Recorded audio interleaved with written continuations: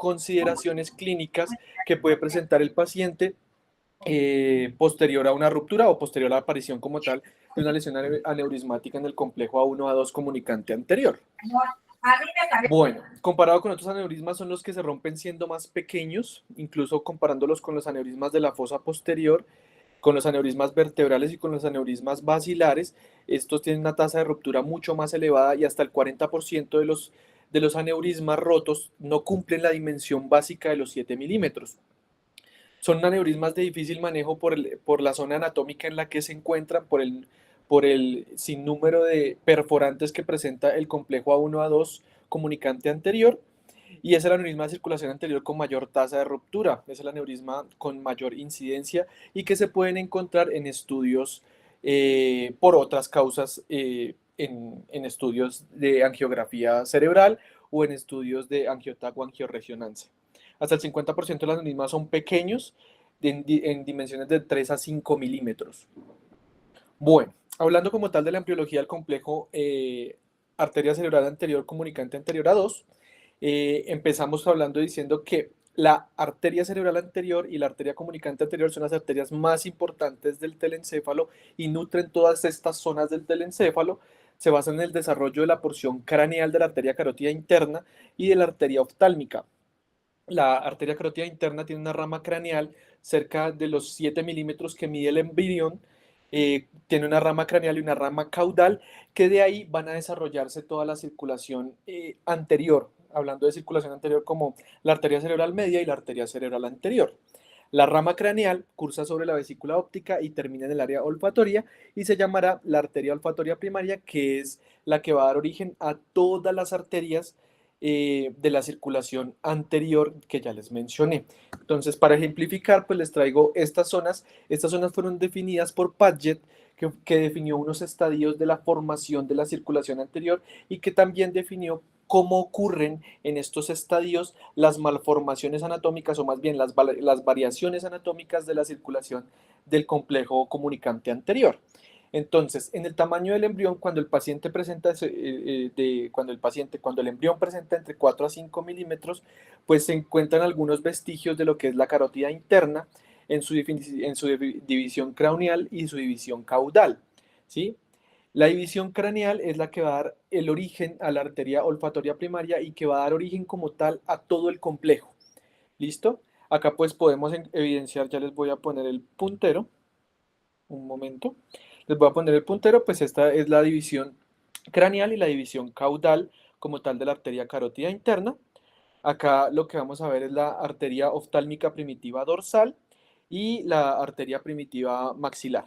¿Listo? Cuando el paciente ya crece de 7 a 12 milímetros, ya empiezan a evidenciarse vestigios que salen de la arteria olfatoria primaria cuando el paciente ya mide entre 7 a 12 milímetros y pues ya se van evidenciando como tal las ramas terminales o las ramas que en la circulación del adulto pues van a corresponder a la arteria coroidea, a la arteria oftálmica y a la arteria como tal cerebral anterior. ¿Listo? Entonces, cuando el paciente ya mide entre 12 y 14 milímetros, que es el estadio Paget de 4, pues ya podemos ver los vestigios y cómo esta circulación genera directas anastomosis, pero esta circulación de la arteria oftálmica primitiva empieza a generar anastomosis entre una porción lateral y una porción medial. La porción lateral es la que va a dar, la porción lateral es la que va a como tal a hacer en la circulación del adulto la arteria recurrente de Heubner y la división medial pues va a ser la futura cerebral anterior. Y esta es la razón por la cual la arteria recurrente de Heubner tiene un trayecto muy similar a a la porción precomunicante de la arteria cerebral anterior. ¿Listo? Ya como tal más avanzado en la embriología en el estadio Paget de 5, pues ya podemos ver diversas anastomosis que se forman entre estos vasos, entre las futuras arterias del adulto, y también pues esta es la explicación del por qué existe una arteria comunicante anterior que es usualmente única, pero que también existen duplicaciones y fenestraciones de esta. ¿Por qué? Porque persisten algunas anastomosis que quedan residuales en el complejo. ¿Listo? Y ya como tal, pues para evidenciar las últimas malformaciones no, sino variantes anatómicas del complejo comunicante anterior, pues encontramos ya las últimas divisiones, que esta es la arteria mediana del cuerpo calloso, que es una arteria que en teoría debería involver dentro de la vida embrionaria, debería involucionar dentro de la vida embrionaria, pero que también me puede dar variantes anatómicas en la circulación del adulto. Bueno, dentro de las otras variantes anatómicas que se pueden explicar a nivel embriológico, pues existen las arterias cerebrales anteriores de curso infraóptico, y es porque se presentan, o más bien se preservan, algunas de estas anastomosis entre la división medial y lateral de la arteria olfatoria primitiva. Entonces, pues acá podemos ver la configuración normal del complejo arteria comunicante anterior, donde podemos ver el segmento precomunicante, la arteria comunicante anterior y las dos A2 pareadas, todos como pues ya las conocemos.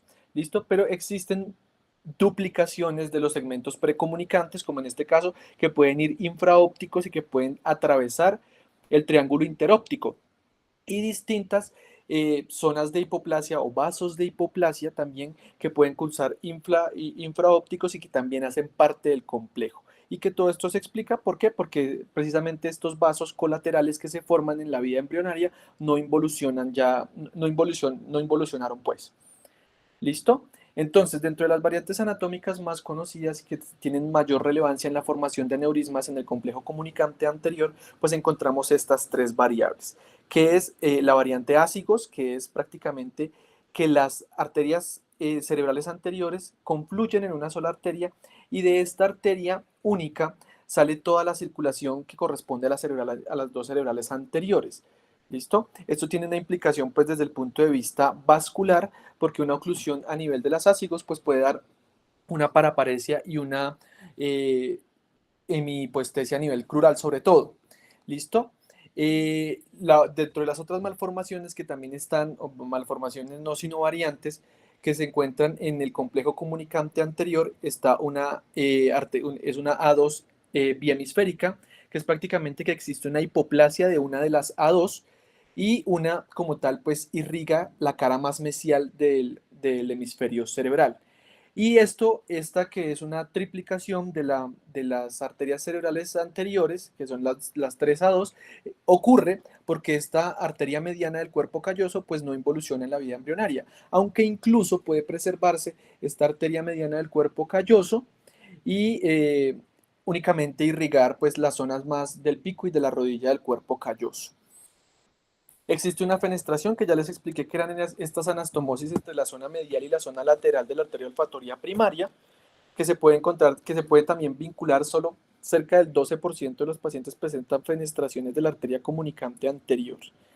¿Listo? Variantes ya un poco más raras de la anatomía en esta zona, pues es el origen como tal de las dos cerebrales anteriores en una sola carótida. Estas variantes se presentan hasta menos del 0,2% de la población que presenta aneurismas en esta zona.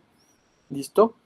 Dentro de las definiciones anatómicas y desde el punto de vista angiográfico, pues se encuentran estas, que las hipoplasias de los segmentos precomunicantes se definen como un diámetro menor de 1,5 milímetros, y esta hipoplasia se encuentra en la población general hasta en el 10%.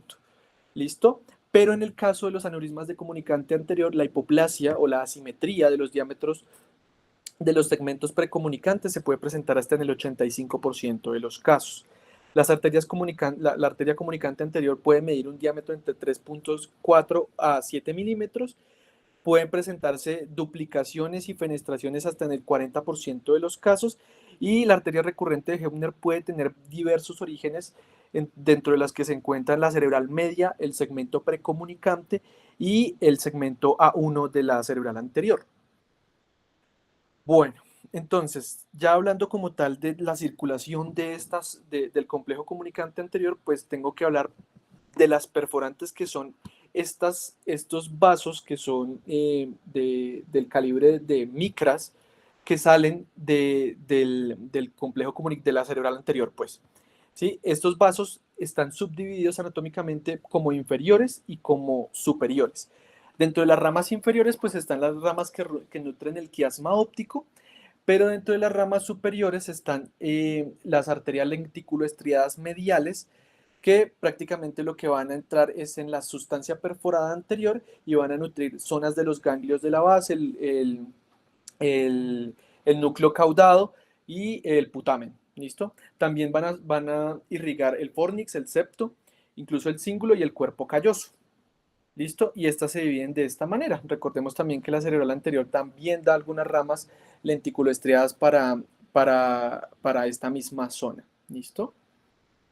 Bueno, dentro de las ramas que se pueden encontrar, prácticamente la literatura que consulté era toda de neurointervencionistas, y ellos prácticamente esquematizaban las ramas de la arteria cerebral anterior en la forma de un reloj. Entonces, de esta manera, pues ellos ubicaban anatómicamente los segmentos afectados de las arterias y pues prácticamente las ramas terminales a nivel cortical de estas. Dentro de las que se encuentran pues las arterias orbitofrontales, que son la primera rama cortical del segmento postcomunicante, las ramas frontopolares, que son las que van a irrigar prácticamente pues todo el polo frontal, y ya se encuentran las arterias frontales internas, que se dividen en la arteria frontal interna anterior, media y posterior. La arteria presental, que va a nutrir prácticamente la porción medial del área motora, y la arteria parietal superior, que prácticamente toda el área somestésica a nivel mesial. Bueno, ¿qué otras variaciones a nivel anatómico podemos encontrar y que se han encontrado a nivel de resonancia y que son relevantes desde el punto de vista estadístico? Pues este estudio nos demuestra prácticamente que existen muchas variantes asociadas a la formación de aneurismas en el complejo comunicante anterior, tantas que pues las están ejemplificando en este mismo artículo. Sin embargo, pues las de mayor implicación, o las que se presentan en el mayor caso, es prácticamente la hipoplasia.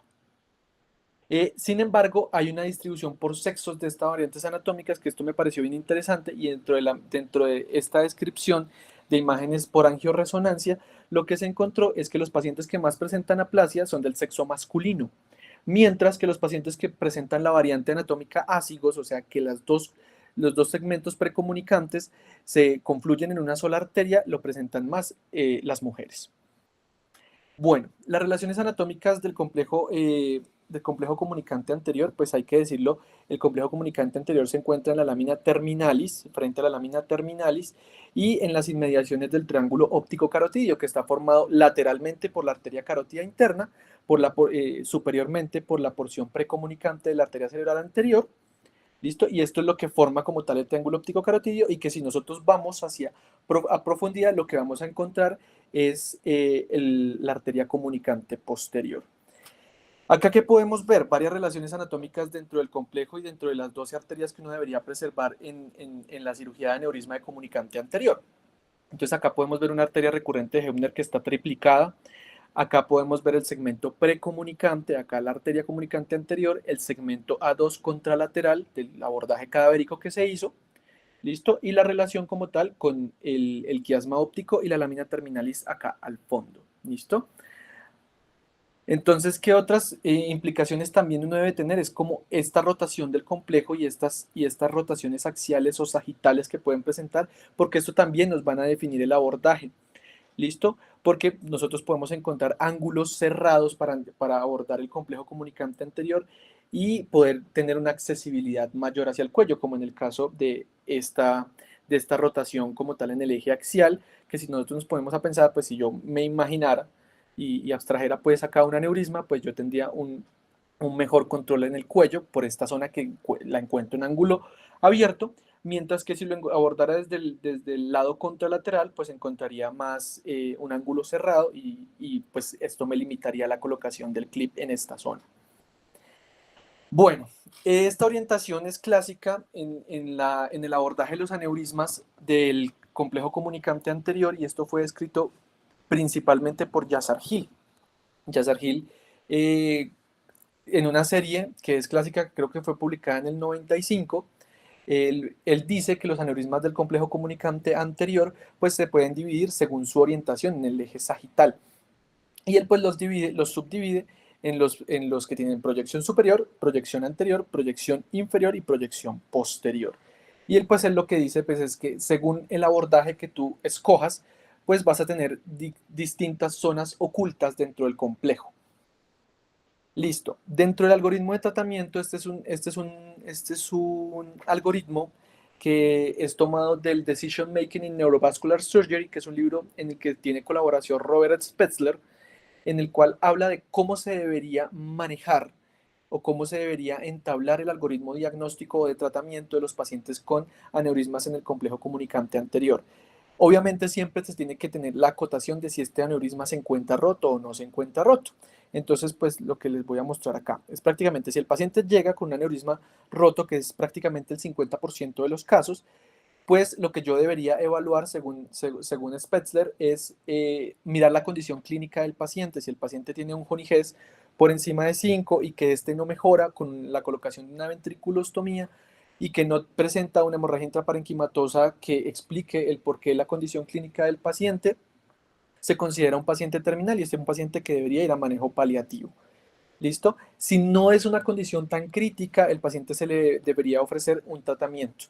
Tratamiento que puede ser desde el punto de vista endovascular o desde el punto de vista de la microcirugía. Entonces, en el libro Spetzler prácticamente enfoca que las condiciones más óptimas para la realización del manejo microquirúrgico de un aneurisma del complejo comunicante anterior, pues es que el paciente sea un paciente joven, tenga una relación cuello-domo amplia, que tenga un aneurisma menos de 3 milímetros. Los aneurismas de menos de 3 milímetros son poco accesibles desde el punto de vista endovascular, o que tenga un cuello de más de 10 milímetros o una longitud como tal mayor de 10 milímetros, porque esto haría que pues, se necesiten otras maniobras desde el punto de vista endovascular. Si el paciente presenta una hemorragia intraparenquimatosa que genere un efecto de masa, también es mejor candidato para el abordaje microquirúrgico. O si dentro del aneurisma se encuentran las ramas como tal de la cerebral anterior involucradas. Para el abordaje del punto de vista endovascular, él propone que si los pacientes tienen una relación cuello-domo mucho más pequeña o si el paciente tiene un aneurisma que es calcificado trombosado, pues estos pacientes son mejores candidatos para el abordaje desde el punto de vista endovascular. Ya hablando de los pacientes que no presentan una ruptura aneurismática, que no presentan una hemorragia subaracnoidea, pues él lo que habla es que si el paciente tiene un aneurisma de más de 3 milímetros, cosa de el por qué de más de 3 milímetros se los voy a decir más adelante, basado como en la evidencia publicada en los últimos 5 años. O si el paciente tiene factores de riesgo para hemorragia subaracnoidea, el paciente también debería requerir tratamiento. O si el paciente se le ha demostrado crecimiento a lo largo del seguimiento, también debería ofrecérsele tratamiento, ya sea desde el punto de vista quirúrgico o desde el punto de vista endovascular.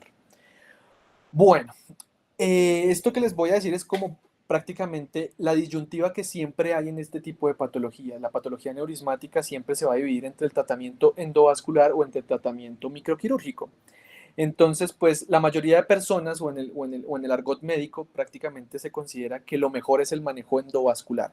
Sin embargo, este metaanálisis, que es hasta ahora el publicado con una mayor población, con una muestra bastante grande, eh, pues prácticamente como que pone en vilo en este subgrupo de los aneurismas de comunicante anterior si realmente es mejor el manejo endovascular. Entonces, ¿qué es lo que pasa? Desde el punto de vista de la mortalidad y de la independencia funcional, los dos tratamientos son equivalentes. Si ustedes pueden ver acá en el forest plot, en el caso de los primary outcomes de este metaanálisis, ustedes pueden ver acá que el diamante al final pues da una evidencia no estadísticamente significativa y esto es para los resultados de mortalidad. Sin embargo, pues si uno se va a dirimir pues cada uno de los estudios, pues en ninguno de los estudios han demostrado como tal que haya una preferencia hacia uno sobre el otro. Entonces, pues la homogeneidad pues no es muy marcada, entonces podríamos decir que hasta ahora, en términos de mortalidad, los aneurismas del complejo comunicante anterior se pueden abordar de cualquiera de las dos maneras sin que una sea superior a otra. En cuanto a la dependencia funcional, ¿qué pasa? Pasa prácticamente lo mismo. Entonces, desde el punto de vista de los aneurismas rotos, pues miren que el diamante al final lo que me da es que hay una evidencia no estadísticamente significativa, una heterogeneidad de los estudios que no es muy marcada, que no me dice mayores cosas. Entonces, y desde el punto de vista de los aneurismas no rotos, pues exactamente lo mismo. No hay una heterogeneidad marcada, así que podríamos decir que desde el punto de vista de la dependencia funcional y desde la mortalidad, pues los dos tratamientos son equivalentes desde el punto de vista estadístico. ¿Qué más publican dentro de los secondary outcomes que se encuentran en este metaanálisis que me parece bien interesante que uno debería poner en la balanza antes de plantear un paciente con un aneurisma incomunicante anterior que sí debería uno tener en cuenta? Y es lo siguiente. En esta forest plot que vale la pena acotar primero que todo que está mal redactado. De hecho este artículo fue bastante criticado, es por esta misma gráfica y tiene bastantes cartas al editor. Es porque la gráfica está mal formulada. Si uno va al texto del artículo, prácticamente dicen todo lo contrario que está publicado acá. Que en el caso de la obliteración de aneurismas, todo está y más favorece al manejo quirúrgico, ¿sí? Todo favorece más al manejo quirúrgico. Sin embargo, pues si uno mira la gráfica acá, pues uno dice, pues, miércoles, o sea, toda la evidencia dice que se favorece el manejo endovascular, pero no, cuando uno va al texto se da cuenta es que la gráfica está mal formulada, que la gráfica está en espejo y que realmente lo que favorece es la cirugía. ¿Listo? En cuanto a la tasa de obliteración. Y que sí, el paciente que se le ofrece un manejo quirúrgico tiene hasta 2.5 veces mayor tasa de obliteración. ¿Listo? Cosa que nosotros ya sabíamos de otro tipo de aneurismas. En el caso, bueno, ya en esta gráfica sí no está pues como tal los datos de la gráfica, ¿sí? En el caso de retratamiento, pues lo que se dieron cuenta fue que en los pacientes que fueron sometidos a manejo microquirúrgico se favorecía más la cirugía. En cuanto a la tasa de retratamiento, los pacientes que se les ofrecía la cirugía presentaban menos tasas de retratamiento y que disminuía hasta un 63% la tasa de querer requerir bien sea manejo endovascular u otra cirugía. ¿Listo? En el caso de la recurrencia, eso sí ya lo sabemos, prácticamente es lo mismo que se ha publicado en otros aneurismas. La recurrencia es mucho menor en los pacientes que se les ofrece manejo quirúrgico y lo que en esta parte del metaanálisis muestra y es que los pacientes que se les ofrece manejo microquirúrgico, hasta en un 78% de los casos, pues no van a presentar recurrencia. Este es como tal el metaanálisis más grande. ¿Listo? Entonces, bueno, en cuanto al resangrado, pues se favorece el manejo quirúrgico, sin embargo, la evidencia no es estadísticamente significativa y la heterogeneidad, pues, no es muy marcada, pero sin embargo, prácticamente ninguno de los estudios demostró, pues, como tal, un dato estadístico que nos dé algo de peso. Otro estudio que ha sido publicado también, que ha sido, pues, bastante mencionado dentro de la literatura, es este, que fue publicado en China. En este estudio se toman cerca de 443 pacientes, a los cuales pues lo que se quiere mirar como el primary outcome de los aneurismas de comunicante anteriores, a los que se les ofrece manejo microquirúrgico y a los que se les ofrece manejo endovascular, pues es lo mismo. Mirar cómo está la dependencia funcional del paciente una vez se instaura tratamiento y después mirar otras variables secundarias como tal. Sin embargo, en este estudio, pues se evidencia sí que hay una mayor tasa de mejoría, y de mejoría no, sino de independencia funcional en los pacientes que presentan manejo endovascular. ¿Listo? También hay alguna mejoría estadísticamente significativa, sobre todo en la estadía intrahospitalaria. Esto es para los pacientes que se les ofreció manejo microquirúrgico, tanto rotos como no rotos. ¿Listo? Y la tasa de recuperación es mucho más alta en este estudio para los pacientes que se les ofreció manejo endovascular. Bueno, otra de las cosas que se tienen que tener en cuenta cuando se aborda un paciente con un aneurisma de comunicante anterior es que, como les mencioné en las generalidades, estos pacientes con unas menores dimensiones presentan ruptura. Entonces, este es un artículo que fue publicado en el JNS en 2018, en el cual se habla de cuáles son los aneurismas que se rompen siendo más pequeños. Entonces, pues si ustedes ven acá, esta gráfica de la derecha siempre es un grueso de pacientes en los cuales antes de la paradigmática cifra de los 7 milímetros se rompen de una manera significativa. Sin embargo, conforme aumenta el tamaño, pues hay un aumento en la tasa anual de ruptura, que pues eso es algo que nosotros ya sabíamos. Sin embargo, en este estudio, pues lo que se toman son aneurismas pequeños. ¿Cómo definen ellos aneurismas pequeños? Aneurismas de menos de 7 milímetros. Pero ellos lo dividen en dos subgrupos, los que son menores de 4 milímetros y los que son menores de 5 milímetros. ¿Y qué se dieron cuenta en los que eran menores de 5 milímetros? Prácticamente que los que más se rompen son los pacientes con una evidencia estadísticamente significativa, y los que aumenta un factor de riesgo es, primero, el paciente que había presentado una hemorragia subaracnoidea previa. Segundo, el paciente que presenta una hipertensión no controlada, que ellos en el artículo la definían como una hipertensión que superaba la cifra de 140/90, y que ellos lo hacían en el consultorio, o sea que literalmente la medición se hacía en el consultorio directamente cuando se diagnosticaba el aneurisma, bien sea siendo un hallazgo incidental o bien sea pues en el momento de la ruptura como tal. ¿Listo? Y lo otro es la localización. 5 veces más lo presentaban los pacientes que tenían aneurisma de comunicante anterior. Incluso si ustedes se van acá a pormenorizar incluso las localizaciones anatómicas de la fosa posterior, se dan cuenta que pues no existe como tal una evidencia estadísticamente significativa desde el punto de vista de la localización anatómica. Y la única fue realmente los aneurismas de comunicante anterior. Así que sí se debe hacer una acotación en cuanto a que estos aneurismas se tiene que tener un umbral más bajo para instaurar tratamiento. Bueno, dentro del análisis de supervivencia que hacen en este artículo, me pareció bien interesante esta gráfica, y es cómo ocurre esto. Entonces, cómo se comparan estas curvas de Kaplan-Meier y se les aplica un log-rank test, que prácticamente lo que dice es que compara varias curvas de supervivencia de Kaplan-Meier, y lo que me dice es, bueno, ¿hay una diferencia estadísticamente significativa entre algunas de las curvas o no para presentar el evento que? Pues que el evento pues es la probabilidad de ruptura.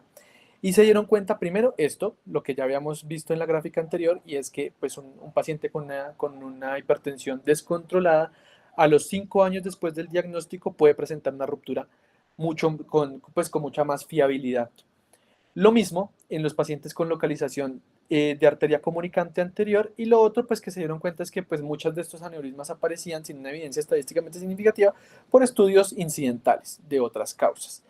¿Qué concluyen en este artículo? Que uno debería tratar pequeños aneurismas con historial de hemorragia subaracnoidea, con hipertensión no controlada, con aneurisma en localización en comunicante anterior, y obviamente pacientes más jóvenes, profilácticamente. Bueno, ya hablando que podemos coger alguno de los dos caminos para el algoritmo, para el tratamiento de un paciente con aneurisma en comunicante anterior. Entonces, ¿cómo se va a hacer? Pues ya lo podemos evidenciar que la evidencia más sólida, al menos en cuanto a las tasas de retratamiento, favorece más la cirugía. Pero cuando yo opto por dar un manejo quirúrgico, ¿qué lado debo abordar? ¿Qué abordaje debería emplear? ¿Y qué maniobras especiales debería yo preparar? Son algunas de las preguntas que uno debería responderse en los pacientes que se les va a instaurar manejo por un aneurisma de comunicante anterior. Entonces, primero, ¿de qué lado? Clásicamente se había abordado que desde el lado dominante, como les dije, pues los pacientes presentan algunos hipoplasias, aplasias de los segmentos precomunicantes de la arteria cerebral anterior, pero clásicamente lo que se dice es que si tengo una arteria dominante, debería yo optar por ese lado. ¿Por qué? Porque por ese lado usualmente voy a encontrar el cuello del aneurisma. En el caso de que exista una asimetría y que en el plano coronal yo no tenga ninguna rotación, pues yo debería optar por el hemisferio no dominante. En el caso pues sería en el derecho. Pero otra acotación que hacen también los expertos que hacen microcirugía de aneurismas de comunicante anterior, pues con bastante frecuencia, es si importa como tal la rotación del complejo comunicante anterior en el eje axial, y ya les voy a mostrar si esto importa o no. Este estudio, en el cual se toma 26 pacientes que son sometidos a clipaje microquirúrgico de un aneurisma independientemente de la localización en el eje sagital, pues ellos dicen que como tal la rotación axial sí debería importar en la elección del abordaje microquirúrgico, dependiendo de la orientación en el plano sagital del aneurisma de comunicante anterior. Entonces, ¿qué piensan en esto? Entonces, ellos dicen, bueno, el aneurisma tiene una proyección anterior. Si el aneurisma tiene una proyección anterior o inferior, lo que yo debo escoger para el lado del abordaje debería ser el lado dominante, o sea, el lado donde no presenta hipoplasia. O en el caso de que el paciente no presente desviación en el eje coronal, pues yo debería escoger el lado derecho, siempre. Entonces, pero, ¿qué acotaciones ellos hacen? Dicen, bueno, si yo tengo una rotación en el eje axial, ¿qué debería yo ver siempre? Los ángulos que se forman entre el complejo, entre las A1 y las A2. ¿Y qué ángulo tengo yo mayor ataque? Lo explico de la siguiente manera. Entonces, lo que dicen prácticamente en este artículo es, ¿dónde puedo yo ver esta H? Esta H, si ustedes me la... Bueno, digamos que es pues, un signo pi, ¿sí? Entonces, yo acá tengo menos limitación, tengo acceso al cuello del aneurisma y pues puedo prácticamente, solo haciendo una retracción, puedo acceder a ver por lo menos los 5 vasos de una manera más sencilla. Sin embargo, en el lado contralateral, que ellos lo esquematizan de esta manera, pues yo tengo menos acceso al cuello, tengo vasculatura que se encuentra dentro del corredor quirúrgico, lo cual me puede obscurecer. Entonces el lado más óptimo sería este lado.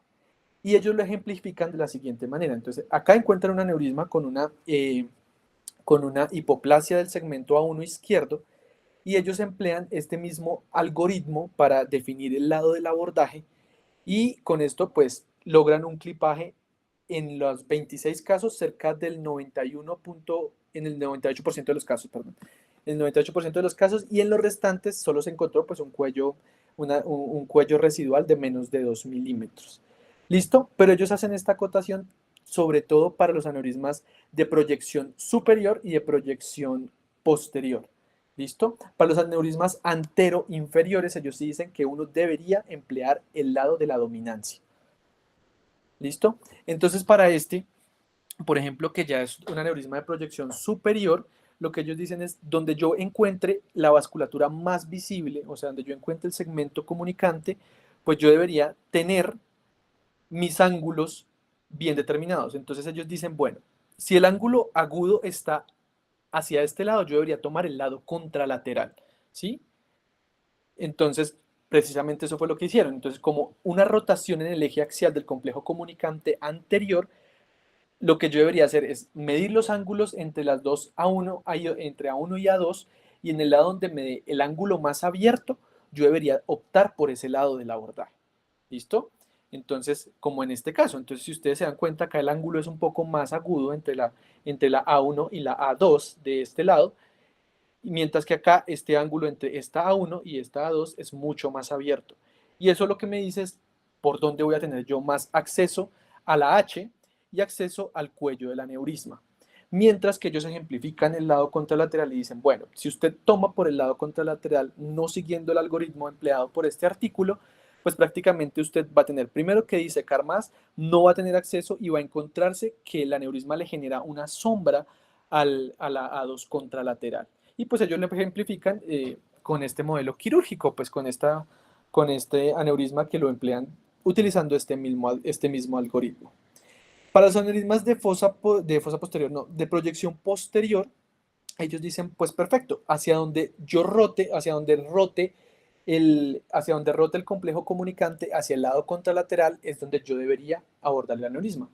¿Sí? Entonces, si yo opto por tomar hacia el lado de este cuello, porque yo digo como, bueno, acá siento que tengo mejor exposición, siento que tengo, pues uno se encuentra que en el momento de poner el clip, puede alguna de las valvas pues del clip puede ocluir alguna de los otros tres ramos, de las otras tres ramas restantes. Mientras que en este caso, pues prácticamente uno tiene acceso al clip y con un clip fenestrado prácticamente puede acceder al cuello. Entonces ellos dicen que pues prácticamente esta forma de abordar los aneurismas que se encuentran rotados en el eje axial es una forma en la cual pues se complica uno menos la vida en el momento del abordaje microquirúrgico. Y pues ellos emplean esta tabla y prácticamente lo que resumen este artículo es que, bueno, si el paciente tiene una proyección anterior-inferior, yo debería escoger el lado dominante, o sea, el lado contrario a donde encuentro yo la hipoplasia. Sin embargo, Si el paciente tiene un aneurisma de una proyección superior, yo debería tomar por el lado hacia el cual el complejo está rotado, ¿sí? Mientras que si el aneurisma tiene una proyección posterior hacia el lado contrario, ¿listo? Para yo escoger el abordaje. ¿Listo? Bueno, dentro de los abordajes que se pueden emplear para el manejo de los aneurismas en el complejo comunicante anterior, se encuentran pues todos este tipo de abordajes, el terional clásico, se encuentra el supraorbitario con orbitotomía extendida. Entonces, pues prácticamente lo que ejemplifica esta imagen es los pacientes que, bueno, o sea, más bien, como las diversas formas en las que yo puedo ingresar o acceder desde el punto de vista quirúrgico al complejo comunicante anterior. Entonces, pues ellos prácticamente emplean estos modelos cadavéricos simplemente pues para mirar cómo está la anatomía y qué proyecciones o qué tanta longitud o qué tanta visión del complejo comunicante anterior puedo yo tener en este estudio cadavérico.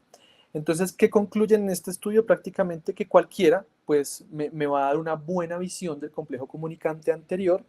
Sin embargo, pues ellos también emplean un abordaje endoscópico transplanum transtubercular, que es el que estamos viendo acá, ¿listo? Cosa que pues yo personalmente jamás he visto, un clipaje microquirúrgico guiado por endoscopia. Sin embargo, pues ellos dicen que estos abordajes endoscópicos son mejores en el caso de que yo quiera valorar la porción más superior del complejo comunicante anterior. Sin embargo, si yo quiero abordar las otras zonas que no, o sea, si mi aneurisma no tiene una proyección superior, yo debería emplear un abordaje desde el punto de vista más hacia la base del cráneo anterior, como el terional y todos estos abordajes transiliares. ¿Listo? Entonces, pues prácticamente en el artículo, pues lo que tratan de ejemplificar es cómo yo puedo acceder y hasta dónde puedo yo acceder en este tipo de abordajes. Por ejemplo, esta es una vista de un abordaje supraorbitario, en el cual yo lo máximo, prácticamente lo que ejemplican estos dos vértices que encuentro yo acá de estos dos triángulos, es la zona más distal que yo debería emplear para abordar un aneurisma del complejo comunicante anterior.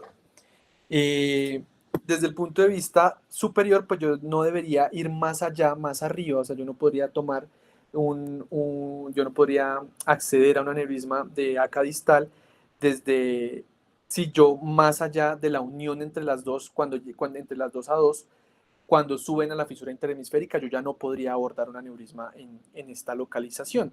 Y la localización más profunda, pues son las A1 proximales. ¿Listo? Bueno, ya desde el punto de vista de la disección microquirúrgica, pues Lawton en su libro ha publicado pues prácticamente todos los pasos de la disección. Esta es una visión desde un abordaje terional, de un abordaje terional derecho, en el cual prácticamente lo que él dice es cómo yo debería hacer la disección y encontrar el cuello del aneurisma para pues hacer el clipaje microquirúrgico. Entonces, pues lo que él dice es que yo debería primero buscar hacer una navegación cisternal, hacer una disección amplia del Valle Silviano hasta la línea media y hacer un recorrido prácticamente buscando las A1 o hacer un recorrido también ipsilateral a la recurrente de Heubner, que se pueden confundir las dos, y después de identificar como tal el complejo A1, la arteria A1, pues yo debería cruzar la línea media, identificar la arteria comunicante anterior, después debería cruzar la línea media e ir a buscar los vasos contralaterales, ¿listo? De ahí, pues ir a identificar como tal todos estos vasos, toda la vasculatura perforante para ir a protegerla. Después de esto, ir a disecar el vaso, la A2 contralateral y de ahí en adelante, pues prácticamente exponerme el cuello del aneurisma. Esto en el caso de los aneurismas de proyección anterior. Sin embargo, pues existen algunas variantes que yo debería usar para las otras proyecciones. Para los aneurismas de proyección inferior, pues lo que yo voy a encontrar es una sombra que no me va a permitir identificar el segmento precomunicante contralateral, cosa que yo debería evidenciar. Y sin embargo, pues la evidencia lo que sugiere es que yo debería por lo menos ver los 5 vasos.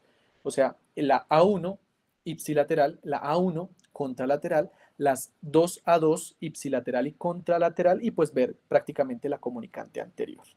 Entonces, en el caso de los aneurismas de proyección inferior, pues lo que dice Lotton es que yo lo primero que debo hacer es la identificación del segmento precomunicante, identificar como tal la base del aneurisma, ir a identificar la A2 ipsilateral, identificar como tal el cuello del aneurisma e ir a buscar ya después de eso, teniendo un control como tal proximal parcial, yo debería ir a buscar ya los vasos contralaterales, que son los que realmente me generan sombra. Él dice también, pues en el libro de González Darder, que es otra persona, es un español que prácticamente él es como insignia en la neurocirugía vascular española, él habla de que también pues yo debería ir a disecar los vasos contralaterales, ir a buscarlos, ir a identificar por lo menos 6 vasos y después de esto pues hacer la identificación del cuello y pues ya después una vez hacer la colocación del clip en el caso de los aneurismas de proyección inferior. Él dice pues que en estos aneurismas pues prácticamente es casi imposible lesionar vasculatura perforante porque pues no se encuentran dentro del corredor quirúrgico. Estos son aneurismas que ya tienen una proyección más superior, entonces en estos aneurismas yo debería emplear ciertas maniobras que no están descritas para los otros. ¿Por qué? Porque este aneurisma ya se mete en la cisura interhemisférica y yo como exposición adicional debería empezar a plantear la resección como tal del giro recto para poder acceder de una forma más satisfactoria al cuello del aneurisma, además de realizar la visualización de toda la vasculatura necesaria para un clipaje seguro. Entonces, él lo que dice es que deberíamos hacer exactamente los mismos pasos. Primero, el seguimiento de la A1, el seguimiento, pues la identificación de la A2.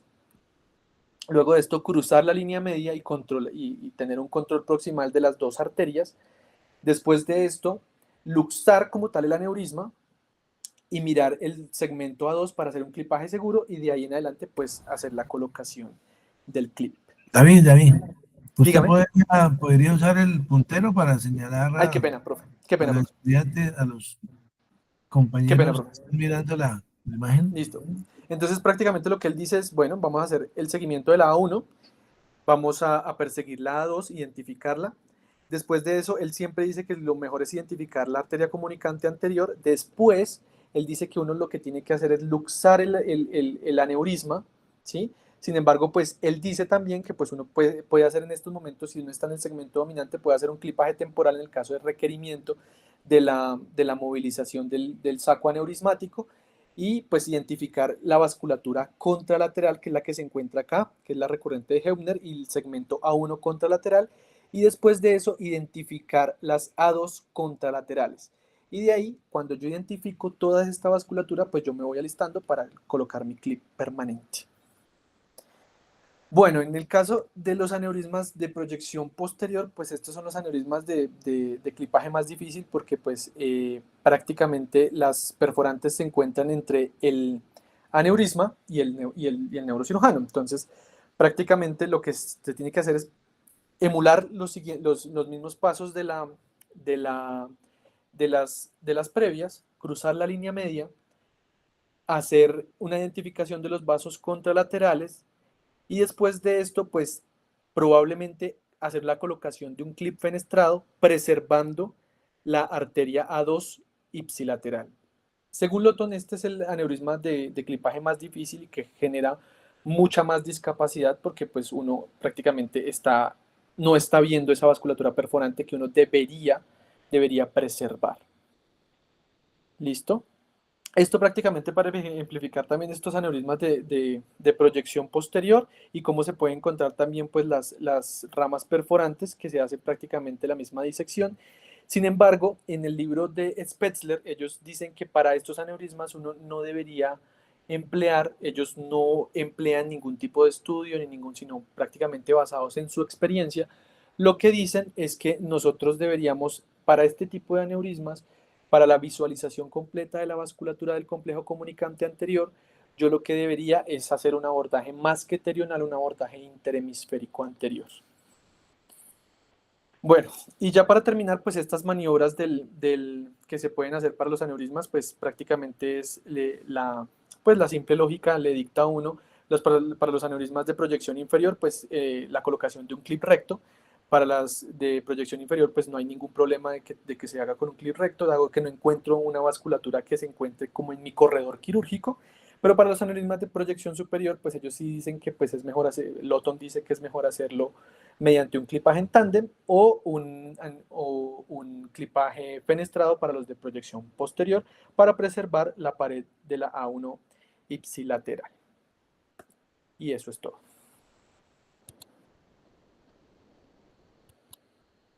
Bueno, muy bien, David. Felicitaciones por esa excelente charla y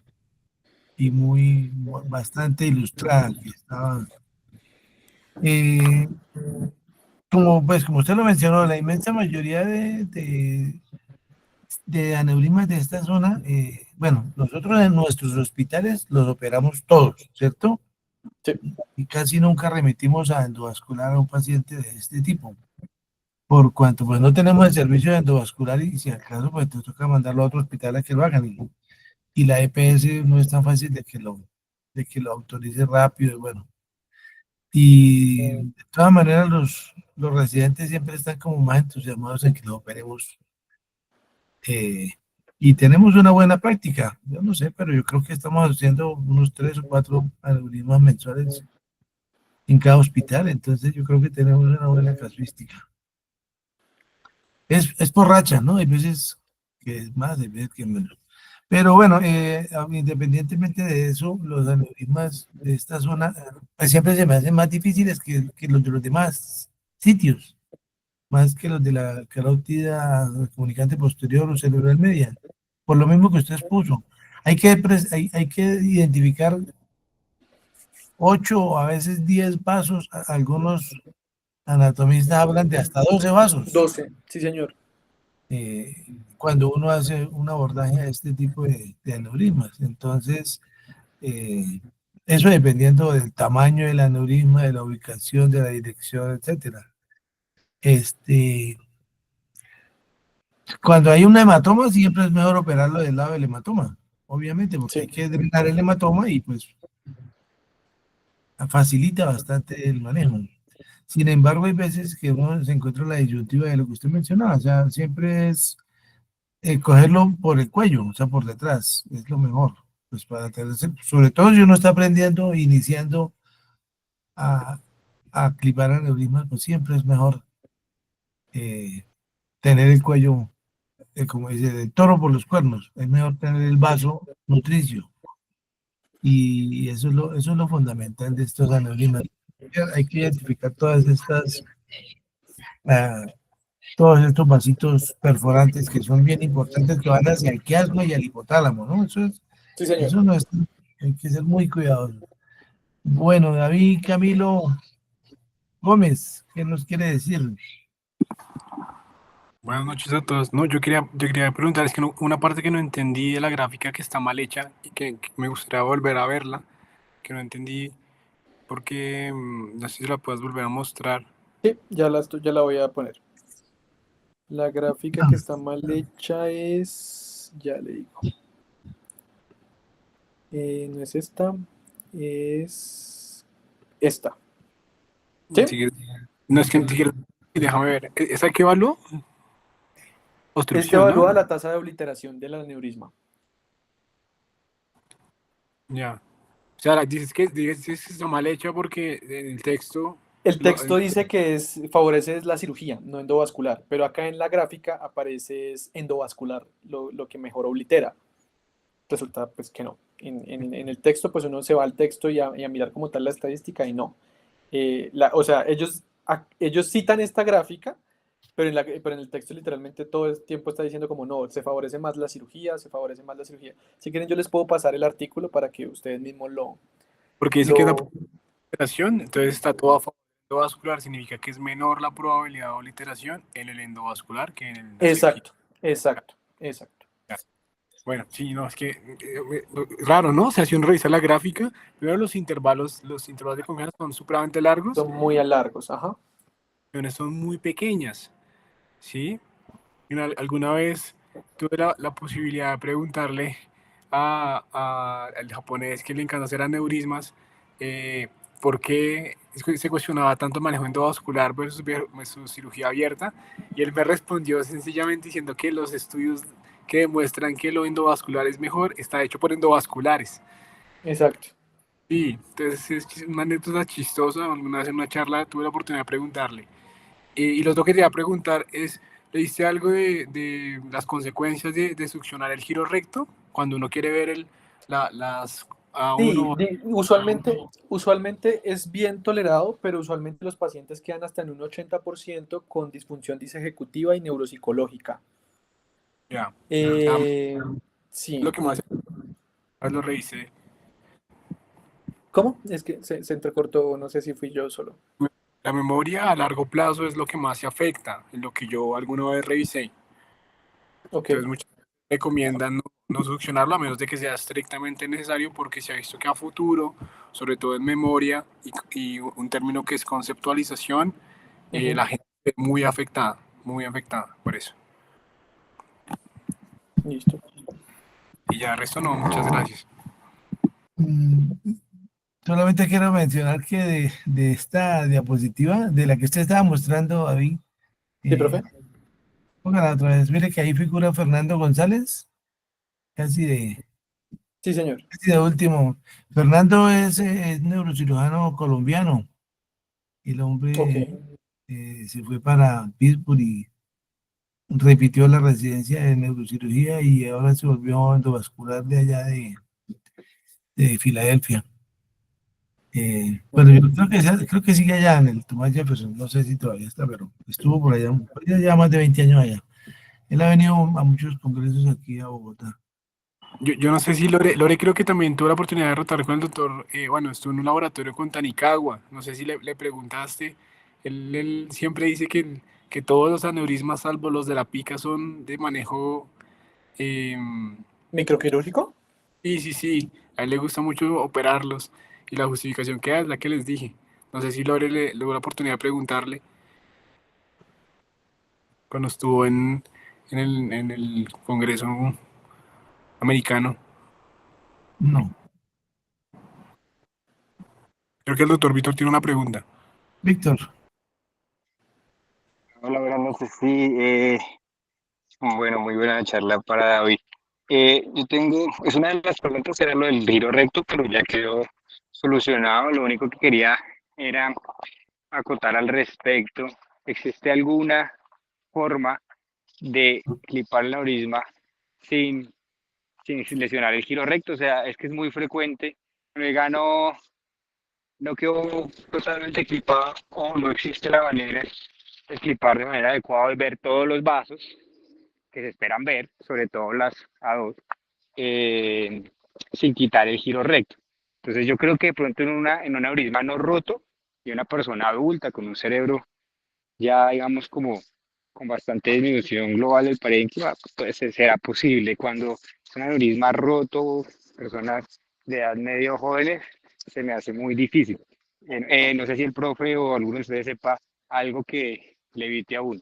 Lo otro es que esos abordajes endoscópicos no es que sean endoscópicos, sino que son asistidos por endoscopia. Ellos hacen el abordaje normal para un abordaje microquirúrgico y lo que hacen es meter el endoscopio de últimas, como para mirar, como puedes meter de 30 grados, de 45 grados, Ah, puedes sí. ver hacia arriba, puedes ver hacia abajo.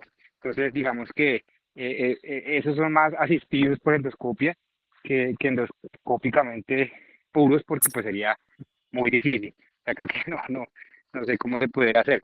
Y ya el último tip que me he dado cuenta, ya hablando del tema quirúrgico, muy importante, el ala mayor del estenoides.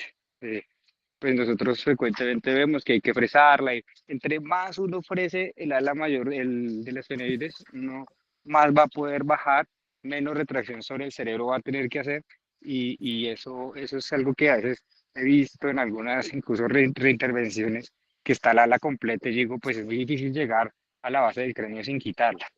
Sí, bueno, básicamente era eso lo que quería agregar. Esta técnica endoscópica usualmente es más empleada por los japoneses. Los japoneses lo usan como una ayuda para, ellos pasan el clip, digamos, en los aneurismas con proyección anterior o con proyección inferior, pasan el clip y ponen un endoscopio de 30 grados y revisan. Ellos prácticamente no usan el Doppler, ellos casi no usan el Doppler, sino ellos pues que les gusta más tener una visión pues endoscópica de que los vasos estén permeables. Entonces ellos usan más eso.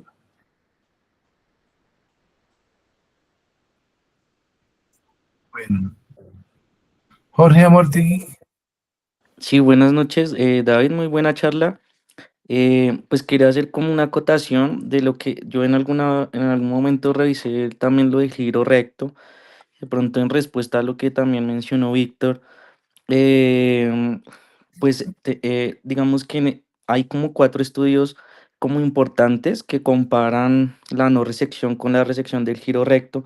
Dentro de lo que recuerdo y lo que mencionaba también David, los pacientes presentaban déficit cognitivo leve y tenía entendido que era más una afectación de la memoria inmediata, no a largo plazo. Pero bueno, habría que revisarlo. Y por otro lado, tenía entendido, o lo que los autores indicaban, era que la resección del giro recto, cuando habían aneurismas no rotos y no habían sangrados, se indicaba sobre todo en aneurismas que estuvieran proyectados anterior y posteriormente, ¿sí? En los que estuvieran una proyección, perdón, superior y posterior, ¿sí? Y esto pues mejoraba notablemente la visibilidad del cuello del que uno quisiera, pues para poder llevar a cabo el clipaje.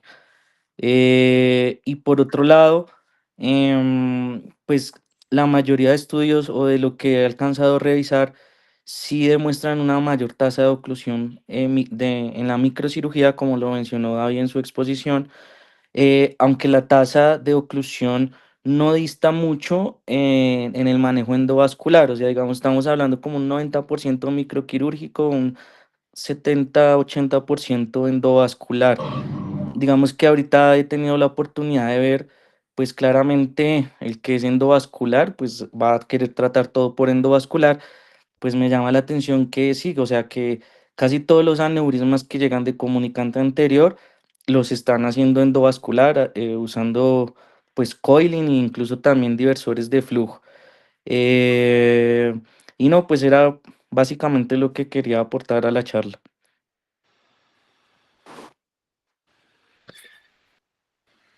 bueno, ya se habló la semana pasada de la alta probabilidad de que los aneurismas se recanalicen, ¿no? Entonces, esas son cosas que están todavía, digamos, en evolución. Esto de las técnicas endovasculares llevan, bueno, 20 años de evolución, pero tal vez en los últimos 10 años es que ha cogido bastante fuerza. Eh, perdón, eso de la endovascular empezó desde el año 74, creo que en las primeras charlas que se hicieron hace como un mes se mencionó, bueno, recordarlo que eso se inició por allá en la Unión Soviética, en Rusia, y eso lo empezó un doctor de apellido Servinenko. En 1974 hizo la primera publicación de estos manejos endovasculares. Y ya en los años 90 fue que cogió fuerza con este doctor Viñuela y Guglielmi. Viñuela es uruguayo. Este, pero realmente en la última década es que ha cogido muchísima fuerza y pues es una buena alternativa, pero pues como todo no es la panacea y hay que escoger los casos, de lo cual es lo que estamos discutiendo. Muy bien. De hecho, nosotros la semana pasada en H1N llegaron dos, precisamente dos de comunicante anterior el mismo día, y uno sí se pudo hacer la oclusión, de hecho era el más grande, pero el del cuello más pequeño, que también estaba roto, no se pudo, entonces tuvimos que pasarlo a clipaje. Sin embargo, pues no les traje fotos porque ese día nos tocó en una sala donde el computador, el proyector pues de la sala, pues no funcionaba. Entonces por eso pues no tenemos fotos. Se hizo un abordaje transiliar. Ok, eso es ese abordaje más para las aneurismas que van hacia arriba, ¿no? Sí, señor. No, hay que escogerlo bien. Ojalá no rotos. Bueno, muy bien. ¿Hay más preguntas o comentarios? Parece que no hay, entonces muchísimas gracias a todos y continuamos la próxima semana el lunes. Muchas gracias, que descansen. Gracias, profe. Buenas noches. Gracias.